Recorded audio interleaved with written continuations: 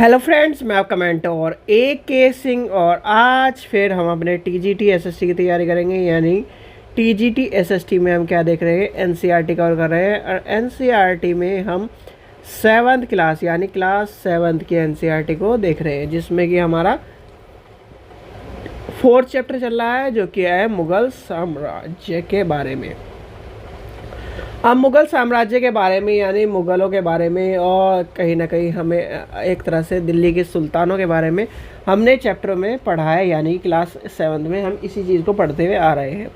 तो मुग़ल साम्राज्य के बारे में हम देखते हैं क्या क्या चीज़ इस चैप्टर में इम्पोर्टेंट है। ये देखिए, लाल किला है, जहाँ पर कहीं ना कहीं आपको कहाँ यानी कि 15 अगस्त पर भाषण देते हुए हमारे PM मिल जाएंगे। ठीक है, चलिए आगे देखते हैं। अब आती है मुग़ल कौन थे जो कि सबसे इम्पोर्टेंट क्वेश्चन है। आपको मैंने कल भी कहा था कि इम्पोर्टेंट क्वेश्चन एक मुग़ल के ऊपर क्वेश्चन आता है, जो कि आपके टेट में, TGT में, PGT में आपको देखने के लिए मिलता है। और सबसे ज़्यादा इम्पोर्टेंट क्वेश्चन है, मुग़ल दो महान शासक जो थे उनके वंशों के वंशज थे। किसके थे? दो महान शासक, मतलब कि उनकी जो माता थी यानी माता की ओर से वह कौन थे? मंगोल शासक चंगेज़ खान, जो चीन व मध्य एशिया के कुछ भागों पर राज करता था, उसके उत्तराधिकारी थे। कौन थे? माता की तरफ से मंगोलिय और पिता की ओर से वह कौन थे? ईरान और वर्तमान में तुर्किस्तान यानी कि तुर्क के वंशज थे, यानी कि शासक तैमूर के वंशज थे। तो ये आपको पता होना चाहिए और ये मोस्ट इम्पॉर्टेंट क्वेश्चन रहा है अभी तक का हिस्ट्री सेक्शन में, जो कि सबसे ज़्यादा आपसे पूछा जाता है। ठीक है, तो क्या कहलाता है? परंतु आगे आती कंडीशन एक और, परंतु मुगलों ने अपने को क्या माना है, यानी कि मंगोलिय कहलवाना पसंद नहीं करा। क्यों पसंद नहीं करा? वो उनके रीज़न है। तो इसलिए आपको ये पता होना चाहिए कि मंगोलिया के चक्कर वो क्या कहलाते हैं, तुर्किश, ईरानी, इस तरह की चीज़ें आपको देखने के लिए मिलती है। ठीक है, आगे आती है, यानी कि आगे क्या आती है, चंगेज़ खान वाली कहानी आपको मैंने बता दी, यानी पसंद है। इसलिए क्या है, क्योंकि चंगेज़ खान से जुड़े एक तरह से सैकड़ों व्यक्तियों का नरसंहार किया था और ये सारी चीज़ें आपको पता है। ठीक है, और यह भी हमने कहीं ना कहीं पढ़ी है। दूसरी तरफ क्या है, यानी मुग़ल तैमूर वंशज होने के कारण वह गर्व अनुभव करते थे अपना। तो ये आपका पॉइंट नंबर हो गया 1। और ये क्वेश्चन आपके सामने आपको देखने के लिए मिल सकता है हिस्ट्री के तौर पर भी, और कहीं ना कहीं आपको मैं बताता हूँ, यानी कि टेट में भी आपको देखने के लिए मिलता है, TGT में भी देखने के लिए मिला है, PGT में भी देखने के लिए मिला है। तो इससे 1 नंबर पे यानी कि लिख लीजिए पॉइंटों के तौर पर, माता क्या है? मंगोलिया, और पिता क्या है? ईरान, तुर्क, और वर्तमान के तुर्की यानी कि शासक है तैमूर, यानी शासक तुर्क में है। और इम्पोर्टेंट ज़रूर लगा लेना। देखते हैं यानी कि आगे क्या है, आगे देखते हैं। अब आती है यानी कि मुग़ल सैन्य अभियान के बारे में। अब मुग़ल सैन्य अभियान के बारे में आपसे एक क्वेश्चन यहाँ से पूछा जाता है, जो कि आता है इस यानी कि पैरा से। क्या आता है? प्रथम मुग़ल शासक कौन थे? बाबर थे। ने क्या करा? 1494 में परगना के राज्य का यानी राज्य का उत्तराधिकारी यानी कि एक तरह से उत्तराधिकारी के रूप में उत्तराधिकार प्राप्त किया। और एक तरह से उत्तराधिकारी के रूप में यानी कि उत्तराधिकार प्राप्त कर लिया। तो उनकी उम्र केवल 12 वर्ष थी। कितनी वो उम्र थी? यानी कि 12 वर्ष।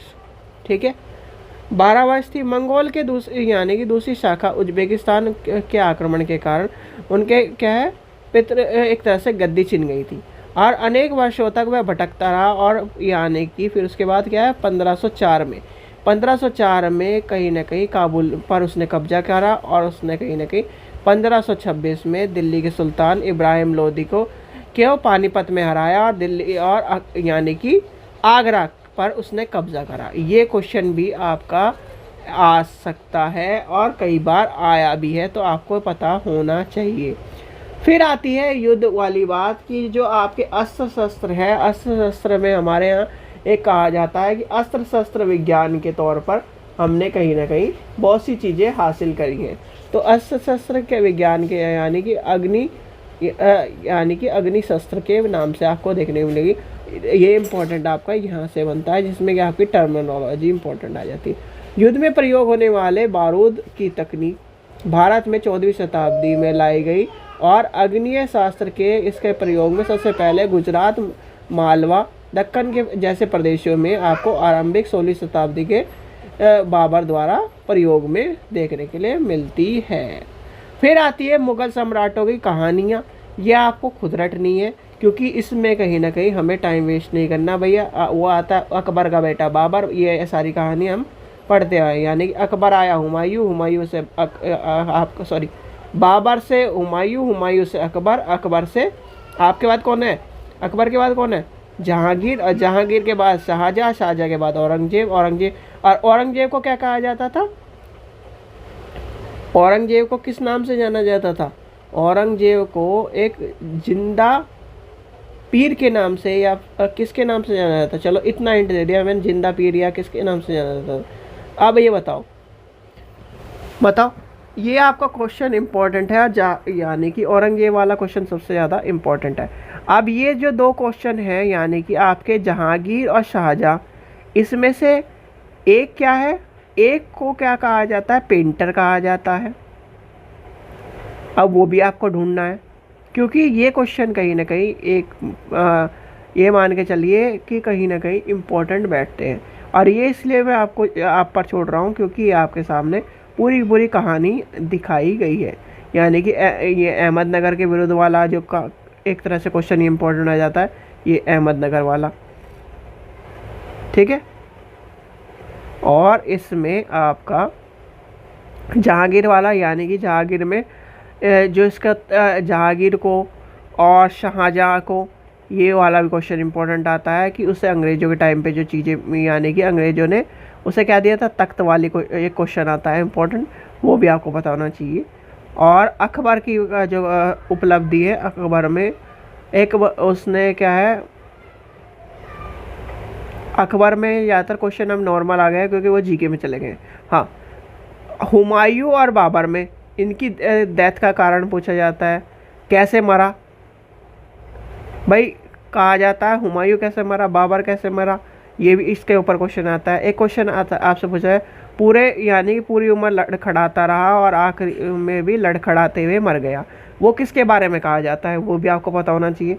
तो ये क्वेश्चन यहाँ से इस तरह से आपके पूछे जाते हैं। ये फॉर्म मैंने यानी कि एक तरह से ये वाला पोर्शन इसलिए छोड़ा है कि आपको ये पॉइंट भी पता चल जाए। जैसे कि 1526 में पानीपत के दौरान, यानी कि पानीपत के मैदान इब्राहिम लोदी में, उसमें क्या ये सारी चीज़ हरा कर वो आया। फिर उसका कहीं ना कहीं राणा सांगा की बात आती है, अपनी मृत्यु से पहले दिल्ली और आगरा पे उसने क्या कर लिया, नियंत्रण कर लिया। फिर हुमायूं, यानी कि हुमायूं ने अपने पिता की विरासत में क्या करा, उसने चीज़ें उसने समेट ली और वो कहीं ना कहीं प्रत्येक भाई को एक एक प्रांत मिल गया था। ये तो प्रांत वाली कहानी तो आपको पता ही है, क्योंकि हमने कहाँ पढ़ा है, ये हिस्ट्री में कई बार पढ़ चुका है हम, ठीक है। ये आपको लिखवाने बैठूँ या फिर बताने बैठूँ तो बहुत लंबी कहानी हो जाएगी, क्योंकि आपके सामने है ये सारी कहानी। आपको क्या करनी है, बस एक बार आंखों के आगे घुमा लेनी है, क्योंकि आजकल ये क्वेश्चन आते हैं जीके में। जो क्वेश्चन मैंने आपको बताया, जिंदे यानी कि एक तरह क्या है, औरंगजेब वाली कहानी कि औरंगजेब को किस नाम से जाना जाता है, वो। दूसरा क्या है, इनमें से फेमस पेंटर कौन है, और पेंटर के नाम से आपको पता चल गया होगा किसकी बात कर रहा हूँ मैं, जहांगीर की बात कर रहा हूँ या शाहजहाँ की बात कर रहा हूँ। दूसरी कहानी आती है, अकबर को छोड़ दो, अकबर को तो ये मान के चलो अकबर में कोई आ नहीं रहा। अब इनमें से दोनों में से क्या है, यानी कि इसमें क्वेश्चन आता है, पूरी उम्र लड़खड़ाता रहा और आखिरी में लड़खड़ाते हुए गिर गया, कहाँ से, वो अपनी लाइब्रेरी में से गिर गया, किताबों के साथ, यानी कि गिर गया। चलो आगे आती है, यानी कि राजपूतों के साथ मुगलों की एक तरह से क्या है, शादियाँ, ठीक है। जहांगीर, यानी कि जहांगीर की माँ कौन थी, वह कछवा की राजकुमारी थी, वह का है यानी कि अंबर, और वर्तमान में जयपुर में है। क्या है वो, यानी कि राजपूत शासक की पुत्री थी। आज यहाँ पर क्या आती है बात आपको, यानी कि जोधपुर के मारवाड़, यानी कि मारवाड़ के राजपूत शासक की एक तरह से चीज़ें आपको पुत्री के तौर पर देखने के लिए मिलती है। यहाँ पर क्या है, राजपूताना टच जो हमें कहीं ना कहीं पढ़ना होता है, वो भी आपको मिल जाता है। चलिए आगे चलते हैं। फिर आती है यहाँ पर मनसबदार, यानी कि मनसबदार प्रथा वाली जो कहानी है वो भी आपको पता होनी चाहिए। यानी कि अब इसमें क्या इंपॉर्टेंट है, टर्मिनोलॉजी, यानी कि मुगलों की जो सेना थी उसमें जो नौकरशाही, यानी कि नौकरशाही जो कहे जाते हैं, जैसे आज कहते हैं नौकरशाही, नौकरशाही में को क्या कहते थे, या देखिए ये लिखा हुआ है ना, मुगलों की सेवा में आने वाले नौकरशाही मनसबदार कहलाते थे। मनसबदार क्या होते थे, प्रत्येक, यानी कि मनसबदार शब्द का प्रयोग ऐसे व्यक्तियों के लिए किया जाता है जिन्हें कोई मनसब यानी कि सरकारी हैसियत पद मिलता था, जो मुगलों के द्वारा चलाए गए श्रेणियों के द्वारा चलता था। पहला कौन सा पद है, पद। दूसरे में क्या होता है, वेतन। तीसरे में क्या है, सैन्य उत्तरदायित्व और निर्धारण की बात करी जाती है। पद और वेतन का निर्धारण क्या होता था, उसकी संख्या पर निर्धारण करता था। जात की संख्या जितनी अधिक होगी उतना दरबार में उसकी क्या होगी, हैसियत उतनी हो जाएगी। ये कहानी आपको पता होनी चाहिए, ठीक है। यहाँ से चलते चलते कहीं ना कहीं बहुत सारे शासकों ने क्या करा था, इसी परंपरा को निभाया था। फिर आती है बात यहाँ पर, यानी कि जात की श्रेणी क्या है। पहला आता है यहाँ पर, देखिए आप कोने में देखिए, इसमें क्या लिखा है, 5000 जात वाले अभिजातकों का दर्जा, यानी कि 1000 वाले की। फिर कहीं ना कहीं अकबर के शासनकाल में 29 ऐसे मनसबदार थे जो है 5000, यानी 5000 वाले पद वाले थे। औरंगजेब की शासनकाल में ऐसी मनसबदारों की संख्या 79 हो गई थी। और ये कहीं ना कहीं आपको पता होना चाहिए, ये क्वेश्चन ये वाला पूछा जाएगा, ना कि ये वाला 29 और 79 वाला छोड़ दीजिए, इतना इंपॉर्टेंट नहीं। ऊपर वाला जरूर पूछा जा सकता है, और वो भी क्या है, 1 पॉइंट 2 पॉइंट निम्नलिखित में कौन सा पॉइंट इंपॉर्टेंट है। फिर आती है मनसबदार, यानी मनसबदार अपनी वेतन राजस्व एकत्र करने वाली भूमि के रूप में क्या करते थे, उन्हें कहीं ना कहीं तो उन्हें क्या कहा था, जागीरी कहा था, यानी कि, और उनकी एक तरह से आपको देखने में जैसे कि एकत्र कर रहा है। आज के टाइम पर जो टैक्सेस और कहीं ना कहीं भूमि एकत्र करने वाली जो चीज़ें हैं वो क्या कर रही है, कौन है, यानी कि आपने देखा होगा लैंड का अलग है, ये टैक्सेस अलग है, जीएसटी अलग है, इस तरह की चीज़ें आ गई आपके साथ। तो क्या है, जागीर कहते थे और उन्हें तकरीबन इक्काओं के समान मानते थे। तो मतलब ये है, जैसे कि मान के चलिए, ये क्या है, टैक्सेस वाली जीएसटी हो गया, रोड टैक्स हो गया, ये अलग अलग चीज़ें कहीं ना कहीं आपकी बताई गई हैं कि टैक्स कलेक्ट करने वाली जो बात आती थी। अब इसमें आता है प्रत्येक सूबे प्रांत को राजस्व यानी कि मंडलों में बांटा गया था, और प्रत्येक पर हर फसलों के लिए राजस्व दर की अलग सूची बनाई गई थी। जैसे कि मान के चलिए भाई, ये क्या है, ये खेत है उपजाऊ, ये खेत है कम उपजाऊ। तो आज के टाइम पे भी क्या है, उपजाऊ और यानी कि खादर और बांगर की जगहों की जो कीमत है वो अलग अलग है, तो ये आपको पता है। और वैसे ही क्या है, कहीं ना कहीं अलग अलग क्या है, पहले भी थी जगहों के हिसाब से। फिर इस व्यवस्था को क्या कहा है, एक तरह से ये जो टर्मिनोलॉजी है, यानी कि टर्मिनोलॉजी क्या है, तो टर्मिनोलॉजी का जबत कहलाते थे। ये व्यवस्था उन यानी कि स्थानों पर प्रचलित थी जहाँ पर मुगल प्रशासन की अधिक भूमि नियंत्रण कर सकते थे, ठीक है। तो ये भी आपको पता होना चाहिए। फिर आता है अकबरनामा। अकबरनामा में तीनों पॉइंट इंपॉर्टेंट है, और अकबरनामा इंपॉर्टेंट आपको पता होना चाहिए अकबर के बारे में। इसमें क्या है, अकबर के बारे में सारी चीज़ें। पहली बात आती है, अकबर ने अपने करीबी मित्र और दरबारी अबुल फजल को क्या दिया, आदेश दिया, भैया आदेश दिया। और वह क्या थे, उसने कहा अपने शासनकाल में अपना इतिहास लिखवा लिया। अबुल फजल ने क्या करा, अबुल फजल ने यह इतिहास 3 जिल्दों में लिखा, यानी कि वॉल्यूम 1, वॉल्यूम 2, वॉल्यूम 3 के नाम से लिखा। इसका शीर्षक था अकबरनामा। क्या नाम था, आपसे क्वेश्चन पूछा जाता है अकबरनामा किसने लिखा, तो अबुल फजल ने। पहला जिल्द में क्या लिखा गया, अकबर के पूर्वजों के बारे में बताया गया है। दूसरे में क्या है, दूसरे में आपका क्या है, अकबर के शासक काल के घटनाओं का विवरण दिया गया है। तीसरे जिल्द में अकबर आईने अकबर है, यानी कि आईने अकबर। इसमें अकबर ने प्रशासन सेना, राजस्व और कहीं ना कहीं एक तरह से भौगोलिक विवरण के बारे में चीज़ें बताइए। भारत के लोक परंपरा और संस्कृति के बारे में बताया। आईने अकबर में कहीं ना कहीं सारी रचनाओं, कीमती और कहीं ना कहीं एक तरह से सारी चीज़ों को समेट कर रखा गया, यानी कि वॉल्यूम 1 में सारा इतिहास बना दिया उसने। वॉल्यूम 2 में क्या करा उसने, वॉल्यूम 2 में अपने उसके बाद यानी कि उसने कहीं ना कहीं क्या करा, शासनकाल की घटनाओं के बारे में बता दिया। अच्छी अच्छी बातें लिखी है उसमें और कुछ नहीं लिखा। वॉल्यूम 3 में उसमें सारी उसके प्रशासनिक और ये सारी चीज़ें बात आ गई। तो अब ये मान के चलो, अब हम इसे उठाएं तो हम क्या कहेंगे, अकबर अच्छा आदमी था, ये कहेंगे, क्योंकि उसने तो अच्छी अच्छी बातें लिखी है, अच्छी अच्छी बातें लिखवाई हैं। पहले जो शासक होते थे वो क्या, आप ही मान के चलिए, आपको मैं अथॉरिटी दे दूं, अपने बारे में कुछ ही लिखवा लो, ठीक है, आप तो अच्छी अच्छी बातें लिखोगे, ये थोड़ी लिखोगे कि बुरी बातें। तो यही कहीं ना कहीं अब इससे यानी कि मैच करने के लिए हम क्या करते हैं, दूसरे लोगों का, यानी इतिहास में क्या करा जाता है, एक ही समय काल के जो दूसरा राजा होगा उसका विवरण उठाया जाएगा। वो क्या करेगा, वो अपनी अच्छी बातें लिखेगा, दूसरे के बारे में क्या लिखेगा कि कमियां बताएगा कि मैं उसकी तरह नहीं हूँ, कि क्या नाम उसने क्या करा, इतने का घोटाला कर दिया, इतना क्या कर दिया, यानी मजदूरों को मरवा दिया। ये सारी चीज़ें कहीं ना कहीं इतिहास में इस तरह से पता चलाई जाती है। फिर आती है अकबर की नीतियों और क्या है उसके बारे में। अब ये बात आती है यहाँ पर अकबरनामा विशेषकर आईने अकबर में मिलती हैं।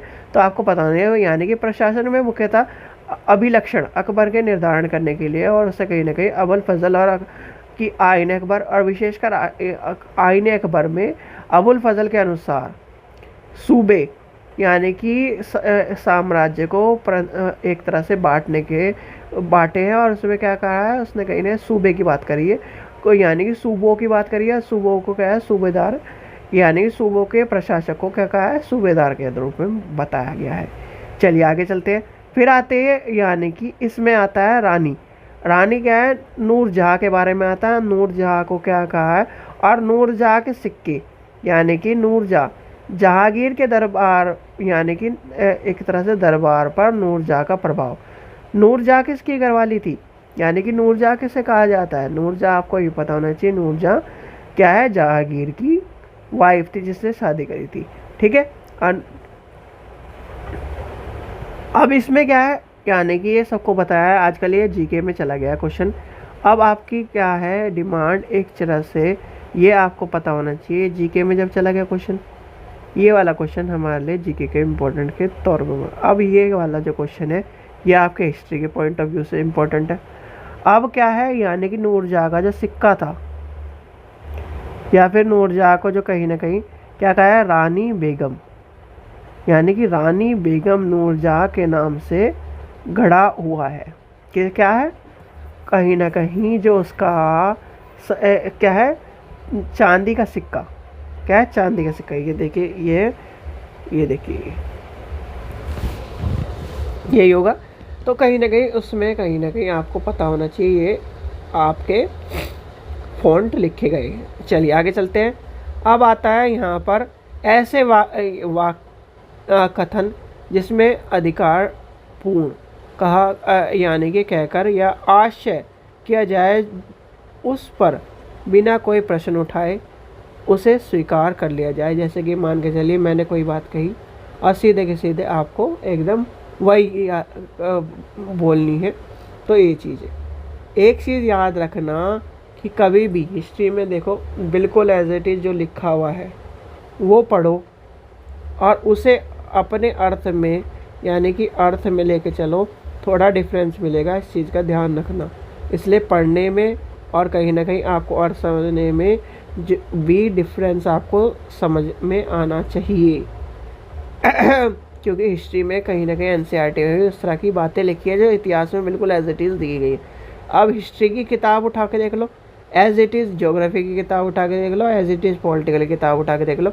पॉलिटिकल की हिंदी और यानी कि ज्योग्राफी आपको आसान लगेगी, थोड़ा सा यहाँ पर क्या है शब्दों का बनावट और क्या है वाक्यांशों में थोड़ा सा अंतर आपको देखने के लिए मिल सकता है। इसलिए आपको थोड़ा सा पढ़ने में जल्दीबाजी मत करो, समझ के आराम से पढ़ो, चाहे आपका 1 से 2 मिनट एक्स्ट्रा लग जाए, यहाँ पर आपने चीज़ें समझ ली हिस्ट्री में, तो आपको आगे जाके दिक्कत नहीं होगी। जैसे छोटे बच्चे क्या पढ़ते हैं, ए के बर, वो वाली ऐसे नहीं पढ़ना, बस थोड़ा सा समय लगा के अकबर के अभी, यानी कि एक तरह से बिल्कुल छोटे छोटे राजस्व खर्चा कर सकते थे। तो ये सब कहीं ना कहीं आपको पता होना चाहिए, टर्मिनोलॉजी और ये सारी चीज़ें आपको पता होनी चाहिए। चलिए आगे चलते हैं। फिर आती है इम्पोर्टेंट बात क्या है, ये आपको पता होगा कि अकबर ने क्या करा, संस्कृत के ग्रंथों को फारसी में अनुवाद किया था। और एक क्वेश्चन आपसे पूछा जाता है कि उसने किस संस्कृत के ग्रंथों किस अनुवाद किया था, फारसी में अनुवाद किया गया था। उसका उद्देश्य होता था कि कहीं ना कहीं एक तरह से फतेहपुर सीकरी में एक क्या करा है, मकतब खाना एक तरह से, यानी कि लाइब्रेरी टाइप का, यानी कि अनुवाद ब्यूरो स्थापित करा जाए, जिसमें क्या करा उसने, महाभारत रामायण एक तरह से ये चीज़ें बनवाई। अब एक क्वेश्चन मैं आपसे पूछता हूँ, चलो विवादात्मक क्वेश्चन है वैसे तो। अब ये जो क्वेश्चन है, ये क्वेश्चन है, कोई कहता है कि, बहुत सारे लोग कहते हैं ना कि ये चीज़ें क्या है, मनगढ़ंत कहानियाँ हैं, मनगढ़ंत कहानियाँ हैं। तो अकबर को भी तो मिली होंगी मनगढ़ंत कहानियाँ। अब उसने क्या करा, अनुवाद करवाया बेचारे ने। तो कहीं ना कहीं इन सब चीज़ों को पता होना चाहिए। अब क्या है, अब आपसे पूछा जाता है कि जो ये क्वेश्चन यहाँ से आ जाता है, अनुवाद का कार्य के लिए चुना गया। अब अनुवाद का कार्य कहीं ना कहीं चुना गया।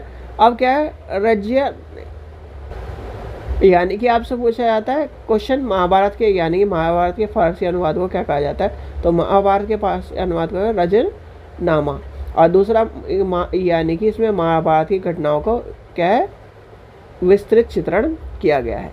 आगे चलते हैं, आगे देखते हैं 17वीं शताब्दी के बारे में, ये इंपॉर्टेंट नहीं है। फिर आता है राजा रानी कहानी। राजा रानी कहानी हमें पढ़नी नहीं है, जो कि हमारे लिए इंपॉर्टेंट नहीं है। फिर आती है ये match the following. Match the following आपको पता होना चाहिए, मंगोल का, यानी कि मंगोल के बारे में कौन सी बात आती है।